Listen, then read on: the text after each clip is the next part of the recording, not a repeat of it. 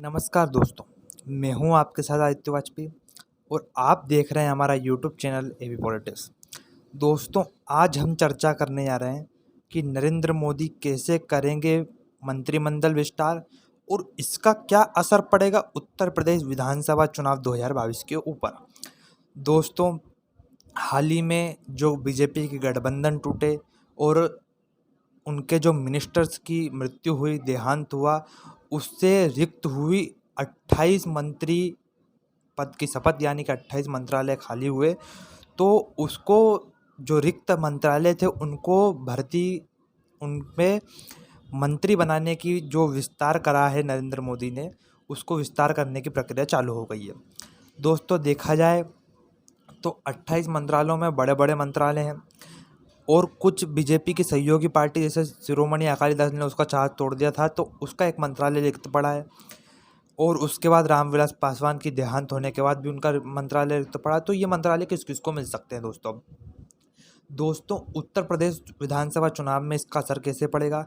दोस्तों, इस बार सूचना आ रही है, इस बार सूत्रों से खबर भी पता चली है कि जो नरेंद्र मोदी जी हैं वो अपने मंत्रालय में सबसे ज़्यादा उत्तर प्रदेश के सांसदों के मंत्रालय रखने वाले हैं।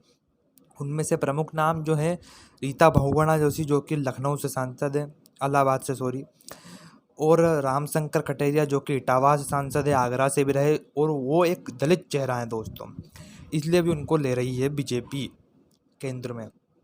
दोस्तों, दूसरा नाम क्या हो सकता है, कौशाम्बी से सांसद विनोद सोनकर, जो कि वो भी दलित चेहरा है, तो उनको भी बीजेपी लेना चाहेगी। और प्रवीण निषाद, जो कि पहले गोरखपुर से सपा सांसद रहे और फिर बीजेपी में आ गए और खुशीनगर संत कबीर नगर से सांसद बन बैठे। दोस्तों, वो निषाद समुदाय से आते हैं और निषाद समुदाय अपना एक रुतबा रखता है और अपना एक महत्वपूर्ण मुद्दा रखता है पूरे पूर्वी उत्तर प्रदेश की राजनीति में, तो उनको बीजेपी मंत्री पद में शामिल करना चाहेगी।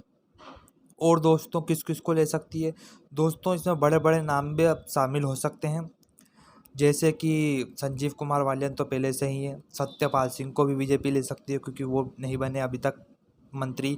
वो कि जाटों का बीजेपी के प्रति थोड़ा रुख वैसा रहा है, तो वो पश्चिमी उत्तर प्रदेश में किसी भी एक जाट नेता को मंत्री बना सकती है। उसके बाद अगर हम आगे चलें तो वो रवि किशन शुक्ला, जो कि गोरखपुर से सांसद है, उनको भी बना सकती है मंत्री।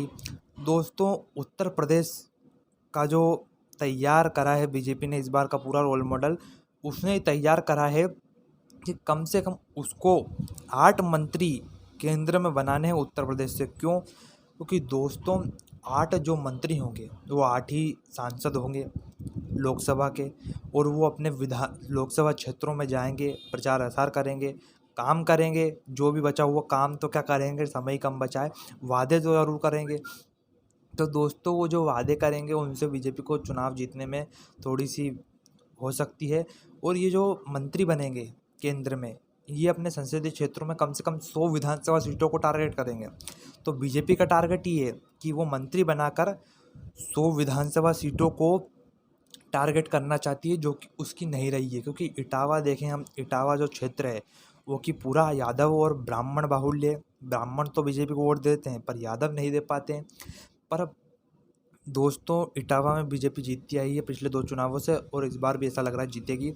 दोस्तों, हम देखें तो पंचायत चुनाव के जो लीडर्स थे, अध्यक्ष बने, उनमें से 75 सीटें थी, उनमें से 66 सीटें भारतीय जनता पार्टी को मिली और मात्र 6 सीट सपा को मिली। यानी कि पिछली बार का पूरा उल्टा हो गया। पिछली बार सपा को ज़्यादा मिली थी और बीजेपी को कम मिली थी। इस बार सपा को ज़्यादा कम मिली है और बीजेपी को ज़्यादा मिली है। दोस्तों, कैसे होगा उत्तर प्रदेश फतेह, ये तो आने वाले समय में पता चलेगा।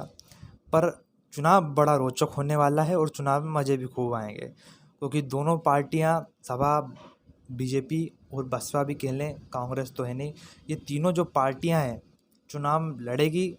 कौन जीतता है ये तो बाद में पता चलेगा। पर जो वोट कटौवे का समीकरण है चंद्रशेखर आज़ाद रावण और असदुद्दीन ओवैसी का और ओम प्रकाश राजभर का, वो बड़ा रोचक होगा।